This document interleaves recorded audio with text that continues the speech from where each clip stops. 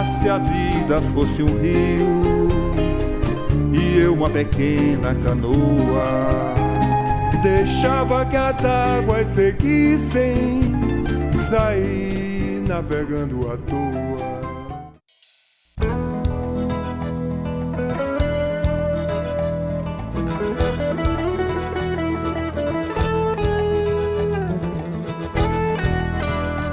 O que eu fazia, o que eu compunha, o que eu escrevia, o meu trabalho como professor, tinha essa intenção de melhorar a sociedade, ou seja, no sentido de enfrentamento mesmo. O movimento que eu tenho de identidade, de montar a minha identidade, foi, de certa forma, o movimento da minha família para as cidades que nós moramos. Fortaleza é a cidade em que eu começo a minha formação política, porque eu fui militante político naquele período da ditadura militar, um período curto, mas muito intenso, né, de participação na política.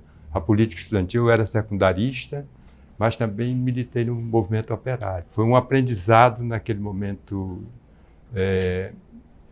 parte da minha juventude ligada à grande parte da juventude no Brasil inteiro, que era o enfrentamento com a ditadura. Eu sou do Ceará, quer dizer que eu tenho uma memória inicial da infância no Fortaleza, no Ceará, mas eu tenho um registro de nascimento.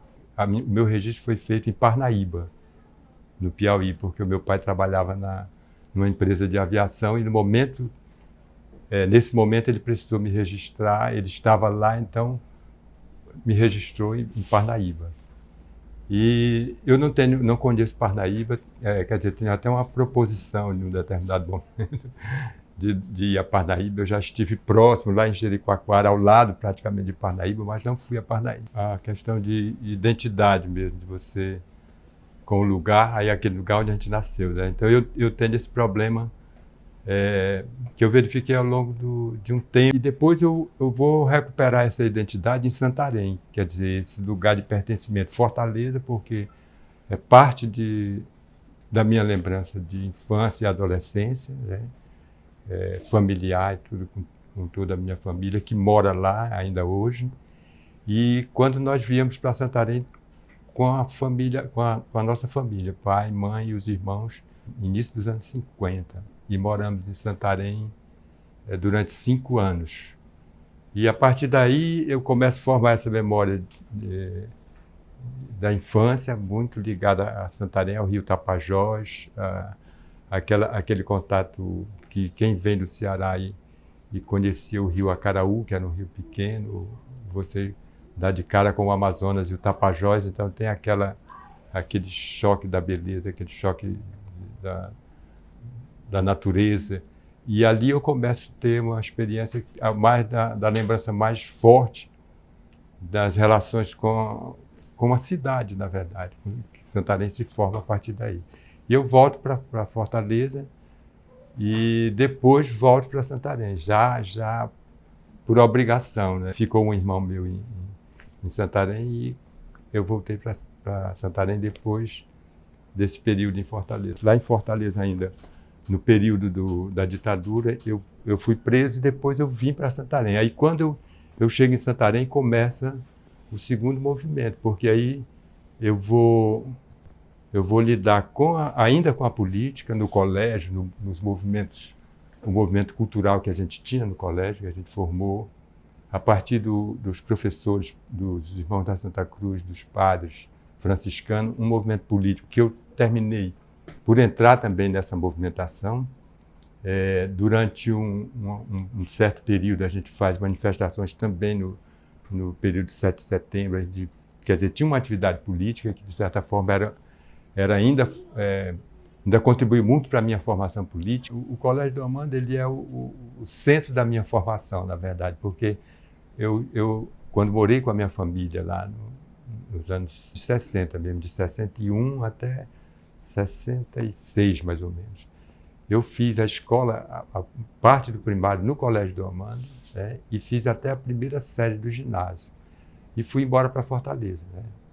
E aconteceu toda aquela outra questão lá de formação política e tal. Quando eu voltei já no ano de 1970 para Santarém, eu fui para o Dom Amando, estudar no Dom Amando.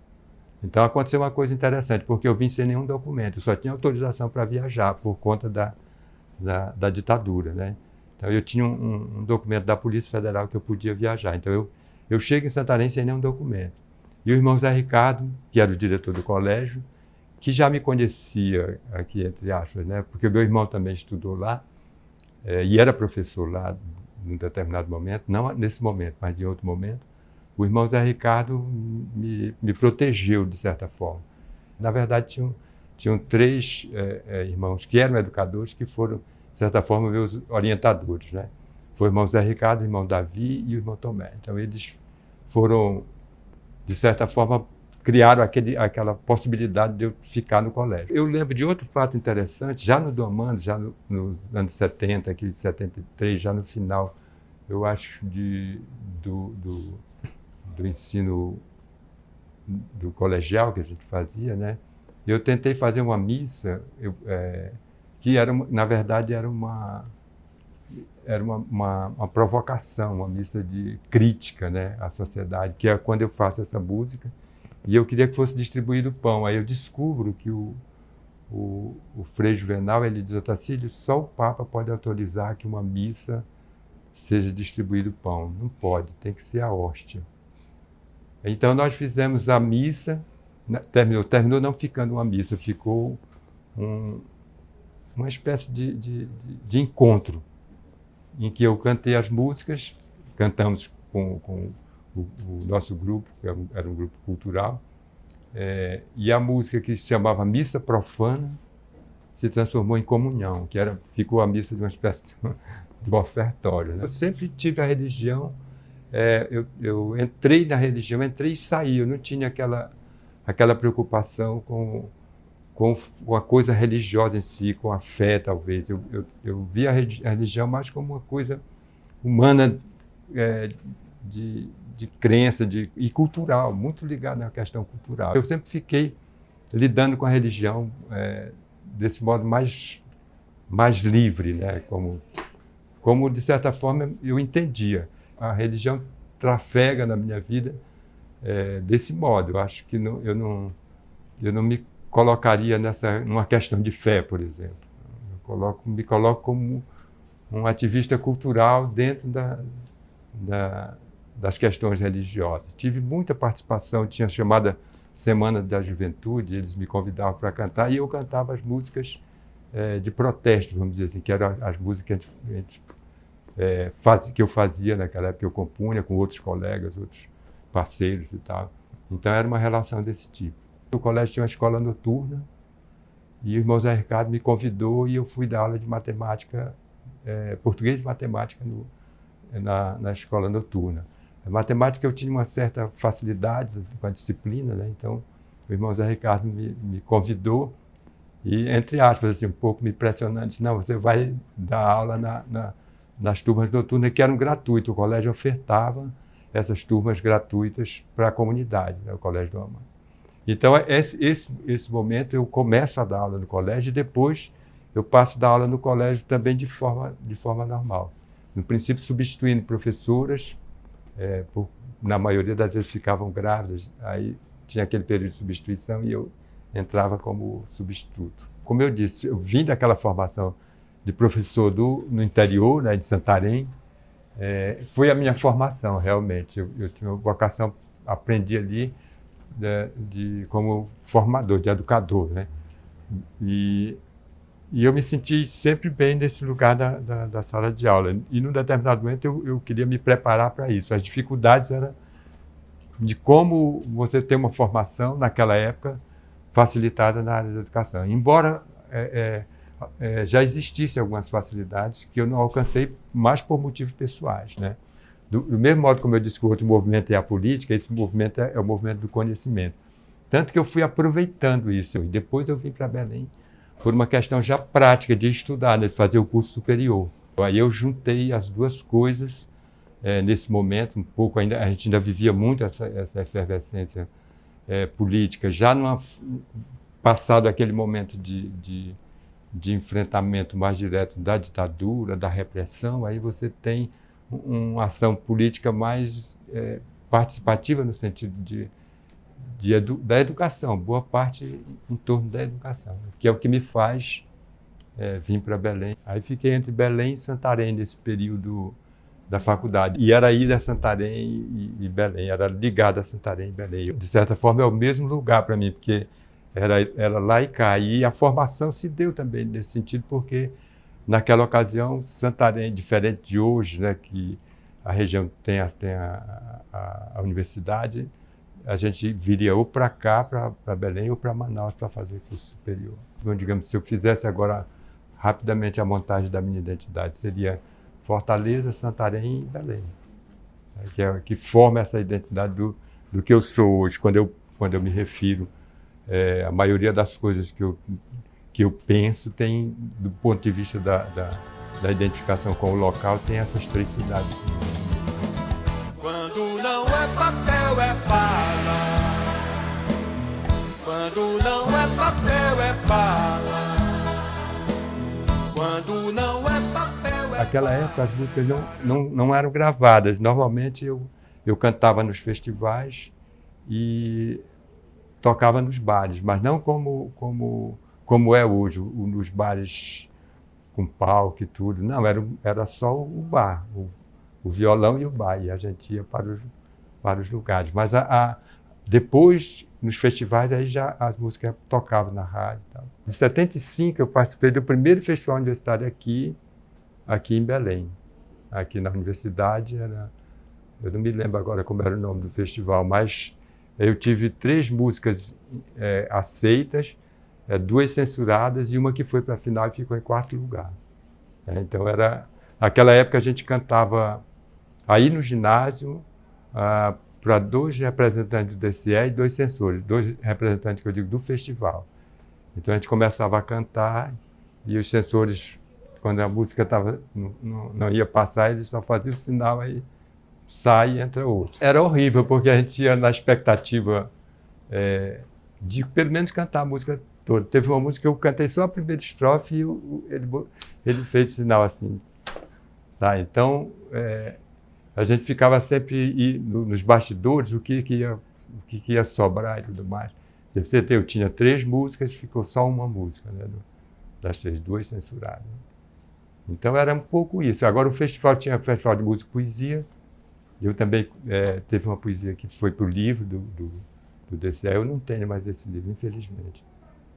E a música foi defendida aqui no ginásio. Eu lembro do Carlos Henrique, que ficou em primeiro lugar. A Fafá de Belém também cantou uma das músicas naquela época, que ficou em primeiro ou segundo lugar. Acho que ficou em primeiro lugar. A música foi uma espécie de movimento quase que natural para mim. Eu comecei escrevendo algumas canções ainda em Fortaleza. Fiz uma parceria com um colega meu de escola.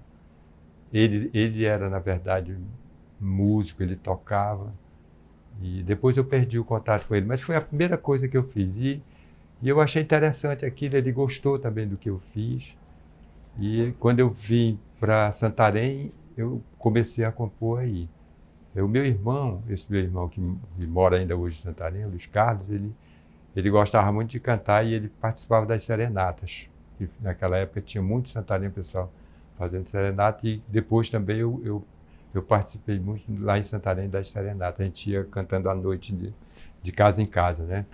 E o meu irmão foi, de certa forma, me influenciou um pouco. Ele tinha um repertório musical muito grande, ele gostava muito de cantar, e a gente foi compartilhando isso. E aí eu comecei a compor a primeira música. Na verdade, eu fiz 2 músicas. A partir daí eu não parei mais, eu fiquei compondo quase naturalmente. É como acontece hoje, de vez em quando eu estou fazendo uma música. Parte do nosso imaginário em Santarém, ele foi construído pela Rádio Rural. Na verdade, eu diria, a maioria da informação que a gente tinha naquele momento, naquele período, que eu posso colocar no geral, assim, dos anos 60 até os anos 80, mais ou menos, que é esse período que eu fiquei em Santarém, a rádio era informação e era diversão, porque tinha a questão das músicas, o aparato da rádio era, na verdade, um aparato também cultural, né, de divulgação cultural. E tinha os festivais que você circulava em torno da rádio rural. Eu acho que o imaginário musical, se você pensar assim, desde a música da Amazônia, aquela que a gente começou a ouvir, que não era essa música hoje, como é feita hoje, né? A música mais sobre a Amazônia, sobre os lugares da Amazônia, aquela música misturando o urbano com o interior, com coisas do interior, faz parte desse imaginário que se forma com a rádio. Eu acho que desde músicas assim, como o Saxofone Porque Chora, que era uma música instrumental que a gente ouvia, que entra no imaginário da gente, até as músicas do Luiz Gonzaga, ou ainda as músicas que a gente ouvia das rádios, as músicas que vinham das rádios do Caribe para tocar na rádio. Então, tinha uma influência muito grande nesse gosto musical que se formou. Nós tínhamos um grupo chamado Canto de Várzea, quer dizer, na verdade eu não era na origem no grupo, mas eles gravaram as minhas músicas e tocavam as minhas músicas em shows, num período aí bastante intenso. Então a música foi fazendo parte da minha vida assim, desse modo, quase que naturalmente. Então o Canto de Várzea é um grupo musical formado, na verdade, a origem dele é o Beto Paixão, que é um compositor santareno popular muito importante. Tem uma influência nordestina, que a família dele era também descendente nordestino, então eles têm... o Canto de Várzea tinha uma aproximação com a música nordestina, o carimbó, o xote, o lundu, uma mistura, na verdade, e principalmente a discussão sobre a Amazônia. Então, a nossa poesia e as nossas canções era essa discussão já desconfiando dessa questão da Amazônia. Nos anos 80, o Festival de Marabá, que era um festival muito importante naquela época, e eu fiquei em segundo lugar com uma canção que era um pouco refletindo sobre a questão já da Amazônia, a terra na Amazônia, Luar do Sertão que o Catulo não disse, e que fala dessa disputa, né? Poceiro, guerrilheiro, justiceiro, matador. Essa terra não tem lei. Poceiro, guerrilheiro, justiceiro e matador, essa terra não tem lei. Poceiro, guerrilheiro, justiceiro, matador, essa terra não tem rei. Como poeta e compositor, eu nunca tive grandes ambições de ser um artista famoso, vamos dizer assim. Isso me basta. Lógico que quando eu vou a Santarém, eu faço mais coisa porque o pessoal me pressiona. A última vez que eu fui, o Sebastião Tapajós estava fazendo um CD com o menino Gonzaga Blantes. Aí eles estavam me mostrando e eu terminei entrando num show que eles fizeram em Alter do Chão. Aí cantei as músicas novas lá e algumas velhas. Mas é assim, aproveitando os acontecimentos. Aí volta de novo aquela relação com Santarém, né? Eu tenho aquela relação muito forte e quando eu vou lá, sempre tem algum show, tem alguma manifestação que eu possa entrar, eu me meto e eu acho que eu gosto muito disso também. Quem vive dessa terra sou eu. Sei dos rios, sei dos bichos, sei da dor. Sei dos rios, sei dos bichos, sei da dor. Quando eu comecei aqui, não tinha esse viés da pesquisa. A gente realmente era professor que dava aula, né? O trabalho era aula e, no máximo, a extensão, que era um trabalho mais voltado para formação no interior. Eu me formei, então, em jornalismo, logo seguido publicidade, mas quase no mesmo tempo, um semestre de diferença de um para outro. Já trabalhava com publicidade, já trabalhava com assessoria de imprensa, quando eu fiz o concurso. Então, foi um tempo muito curto. Aí eu entrei aqui na universidade 2 anos depois de eu ter me formado. E começa a minha formação como professor de nível superior nesse momento. E o meu percurso acadêmico tem esses 2 lugares, né? Além do professor, eu fui para a gestão, Mas eu entendo que isso é uma forma da nossa educação, sabe? Como ela se foi assim. Eu acho que a professora Juana Berta me ensinou desde o início essa possibilidade ou essa obrigação até da gente participar também da organização da universidade e da faculdade. Aí eu comecei como coordenador do curso, ainda com a professora Juana Berta, vice dela e depois coordenador. E depois fui chefe de departamento. Quando eu voltei do doutorado, eu fui convidado pelo colegiado do curso, né, para ser diretor da faculdade. Então, em 2008 a 2010, eu fui diretor da faculdade. Eu saí do curso com o mestrado aprovado e iniciado, inclusive. Eu tive até um problema que no ano seguinte, em 2010, quer dizer, no mesmo ano de aprovação do mestrado, eu fui para a direção do ILC. Nos anos 90 já, né, começa a discutir o mestrado, a própria universidade começa a melhorar nesse sentido de oferta da pós-graduação, e é quando eu faço mestrado. Eu faço a primeira proposição de pesquisa, trabalho com essa proposição de pesquisa, que foi a eleição do Edmilson, e é um momento também do Edmilson Rodrigues, né, começa uma mudança importante da entrada do Partido dos Trabalhadores na política, já se posicionando pelo movimento das eleições.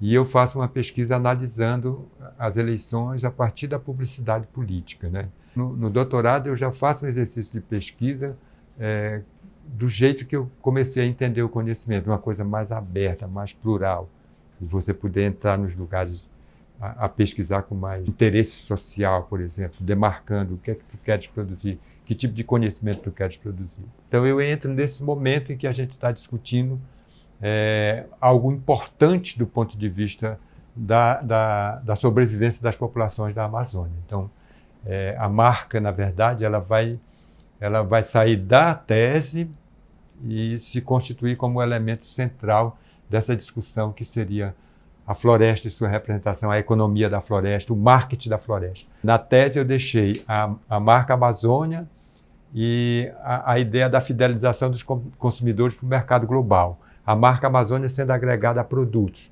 Então acontecia naquela época um boom dos produtos. E o principal deles foi o açaí, que fazia uma movimentação inclusive atípica. Um produto que para nós é alimento, refeição, eu posso dizer até isso, né? Você come e dá sono até depois de comer o açaí, para um produto energético. Então, era bem nessa ordem de mobilidade cultural, você tem a cultura local sendo acionada para um patamar global. E aqueles produtos que colocam a Amazônia ou alguma coisa da Amazônia na sua ordem mercadológica aumentariam a venda ou teria um efeito simbólico junto aos consumidores, das pessoas querendo consumir a marca ou produtos com a marca Amazônia ou ligada à Amazônia. Quando a gente pode compreender melhor essa apropriação mercadológica da Amazônia. Não que a Amazônia tenha em algum momento ficado às escondidas, eu acho que isso era uma história mal contada.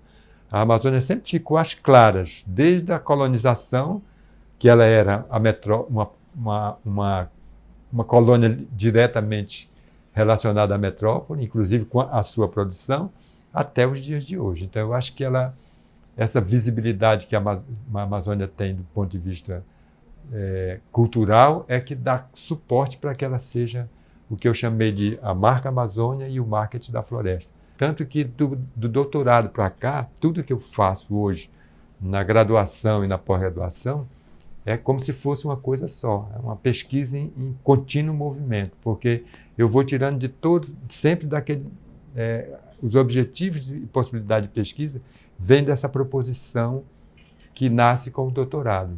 Esse lugar que eu posso referenciar como de você ter uma discussão, uma teorização sobre a cultura amazônica, que é o que eu faço hoje. Eu tento refletir sobre a cultura amazônica, teorizar sobre a cultura amazônica, numa perspectiva do nascedouro dela, a questão popular e tudo mais, a resistência à violência sistêmica e a formação do popular nessa cultura amazônica.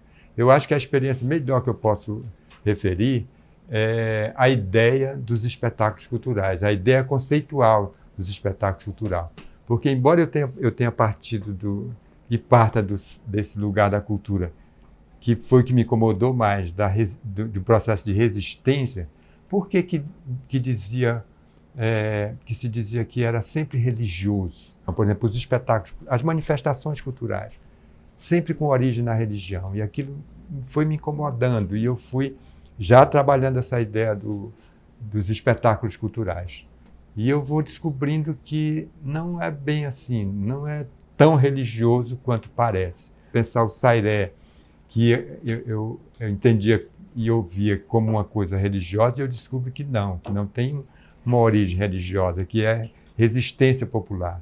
A forma popular resistindo à violência sistêmica e vai gerando esse modelo, no nosso tempo, se transforma no espetáculo cultural. Então, eu acho que o olhar no sairé, o olhar no Círio de Nazaré, que também tem uma origem que não é religiosa no sentido católico, né?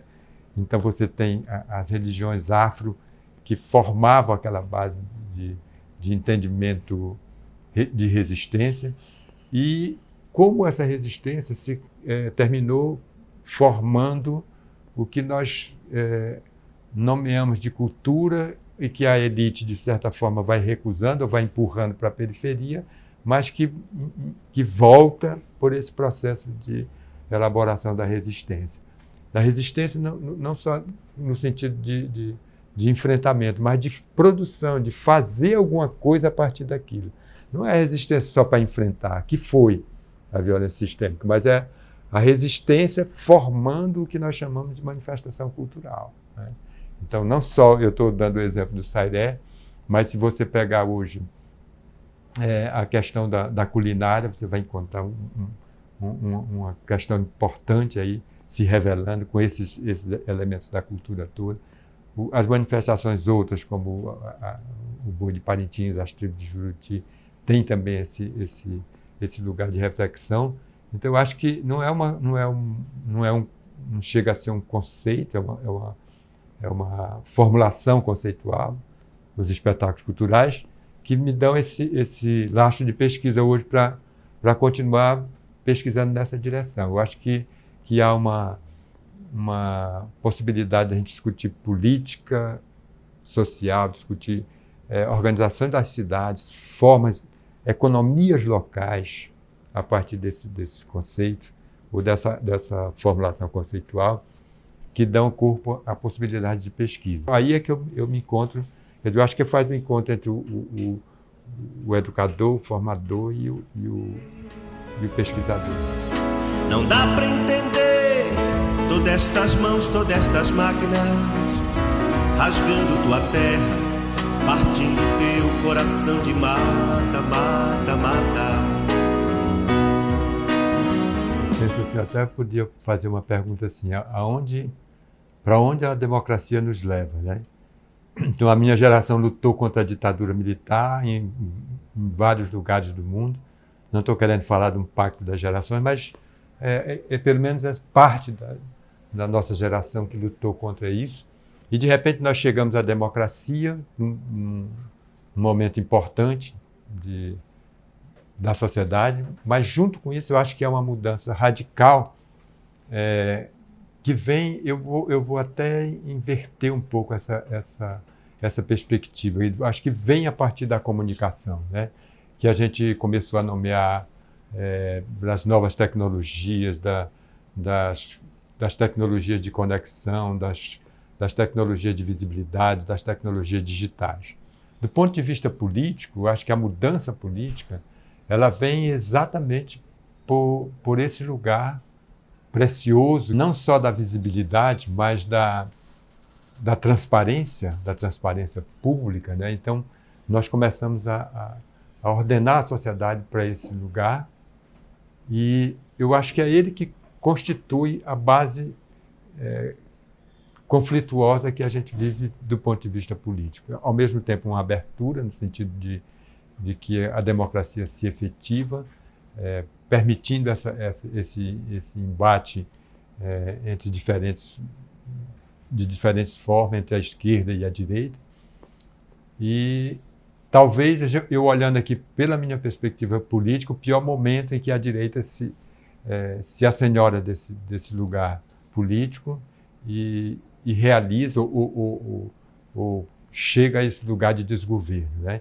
Mas o fato é que esse lugar da democracia nos levou a esse desgoverno. Quer dizer, um grupo político de direita, de extrema-direita, indicando, de certa forma, um caminho averso à própria organização social que a gente esperava, ou para onde a gente estava indo. Uma proposição política que estava se construindo, no sentido dos direitos civis, das garantias de cidadania e tal, e a gente volta agora na contramão disso, a um estado semelhante a um estado de exceção, em que a forma de governar abandona o argumento que a levou para esse lugar, que seria a democracia, e começa a governar à luz totalitária de ideias menores ou ideias pessoais, e grupos que estavam, de certa forma,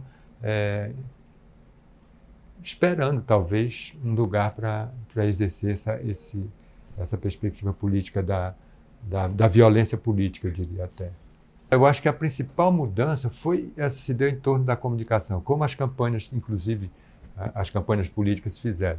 Mas eu acho que o que nós precisamos entender, eu acho que já nós entendemos isso, é que quando se abre o panorama para o lugar público, você amplia essa ideia do espaço público, você amplia essa ideia de visibilidade dos atores sociais, não só dos atores políticos, mas dos atores sociais, há uma reorganização da forma como o discurso se faz, se produz e influencia, né? E como ele gera, a partir dessa perspectiva nova, as suas influências.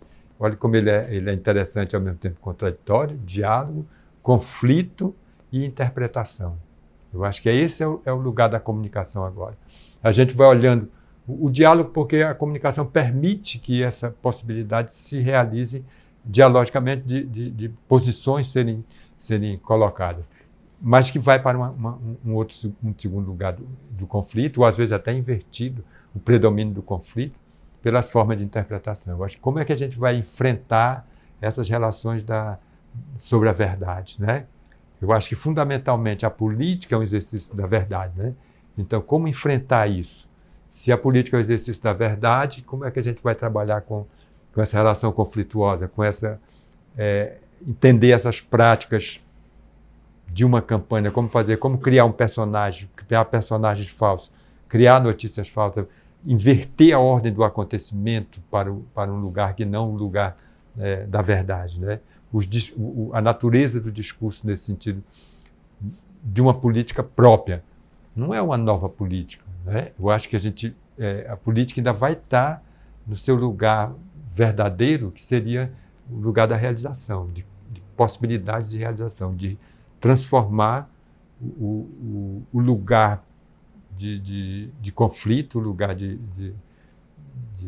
discordância, num lugar de elaboração, num lugar de realização. Então, mas agora acontece o pior, porque você direciona um ataque à educação. Semelhante só, eu acho que à época da ditadura. O pior é que o ataque ele é menor, no sentido de que condição se tem para fazer o ataque, ou que pessoas estão fazendo esse ataque. Mas é preocupante porque você tem os ministros da educação que passaram, todos com esse perfil de negação das instituições de educação, especialmente as universidades, por conta do lugar que as universidades representam, né? As universidades e os institutos que estão incluídos no mesmo bloco hoje em dia. É como se fosse uma escolha. Mas tem uma ação principal que é sobre a gente. A gente fica com medo das retaliações, do que vai acontecer conosco, do ponto de vista institucional. Já é uma coisa real de sair para uma pós-graduação, sair para um pós-doutorado, sair para qualquer coisa, eventos que vai sendo reduzidos, vão encurtando esses lugares de realização própria nossa. Então, ser um professor passa a ser um desafio, por um lado, a gente enfrenta isso, como é que a gente vai enfrentar isso, e ao mesmo tempo o medo, como é que eles vão fazer, num determinado momento, os ataques mais direcionados à vida pessoal da gente, né? Então, eu acho que há um lugar estranho, não sei dizer ainda bem direito, mas, de um lado, o desafio de enfrentar essa forma de ataque que está sendo feito contra os professores, contra a educação, e, ao mesmo tempo, como enfrentar. Eu acho que ser o professor hoje é um pouco entre o desafio e o medo. E eu estou falando medo mesmo no sentido das ações gerais, não especificamente para um professor, mas como vai ficar tudo isso. Eu acho que a gente tinha um projeto revolucionário, quer dizer, libertário, que orientou não só a mim, mas a minha geração todinha, né? Então, o que ocorre é que a gente vai intensificando aí por uma prática que ocorre naquele momento revolucionário em função dos enfrentamentos a partir da ditadura e tudo mais. Mas eu sempre fiquei num lugar de enfrentamento. Eu penso que é você entender a sociedade como a parte mais importante da vida, o sentido coletivo da sociedade como a parte mais importante da vida. Você precisa, não é ajudar as outras pessoas contribuindo com alguma coisa, mas ajudar as pessoas a se rebelarem, a entenderem que não pode ser assim, que isso aqui está errado, que está sendo colocado de uma forma equivocada. Então, eu acho que eu sempre fui um sujeito político, essa política prática, entender essa política de resolver as questões do modo coletivo, né? Então, perco muito talvez em alguns momentos da minha produção, uma coisa muito individual, muito pessoal. Talvez da poesia tenha uma coisa mais individual, mas na música era sempre uma preocupação com essa rebelião, com essa questão coletiva de enfrentar a violência social. É a mesma coisa. E eu acho que ainda é o principal lugar de reflexão que eu tenho, da gente pensar como a política se organiza e como ela vai mudando e como ela muda a sociedade. Inclusive, a concepção que eu tenho de política, né, que é de entrar, que é de intervenção, mas de realização, principalmente de realização.